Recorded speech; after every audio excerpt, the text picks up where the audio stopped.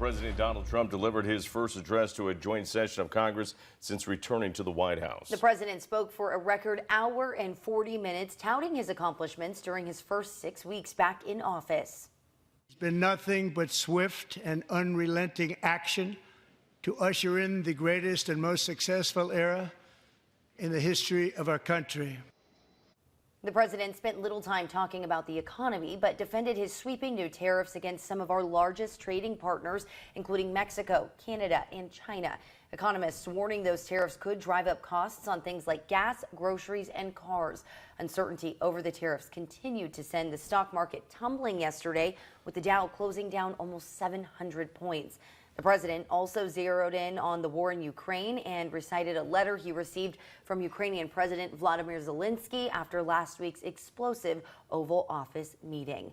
And President Trump addressed the joint session of Congress since returning back to the White House. Yeah, it was contentious with the Capitol's walls as Trump spoke on hot-button issues such as tariffs on our allies and immigration. Action News reporter Anna Torrea is at the live desk this morning with the reaction from Central California leaders.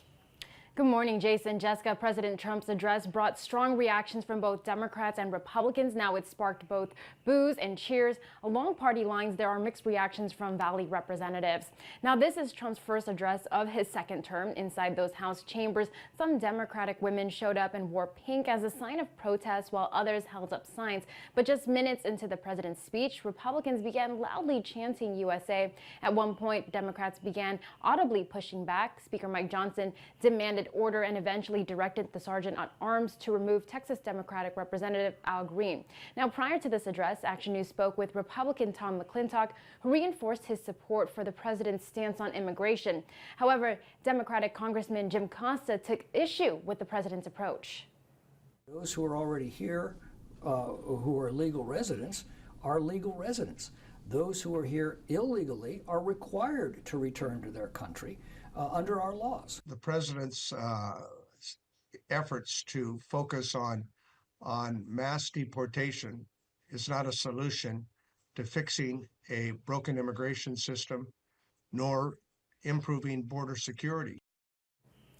And during his speech, President Trump doubled down on the tariffs against China, Mexico, and Canada, claiming that they will benefit the U.S. economy. However, Costa does not agree with that move. Sources tell ABC News that Trump is expected to speak with Canadian Prime Minister Justin Trudeau sometime this morning. It comes as Commerce Secretary Howard Lutnick said on Tuesday that there could be a deal made with Canada on tariffs.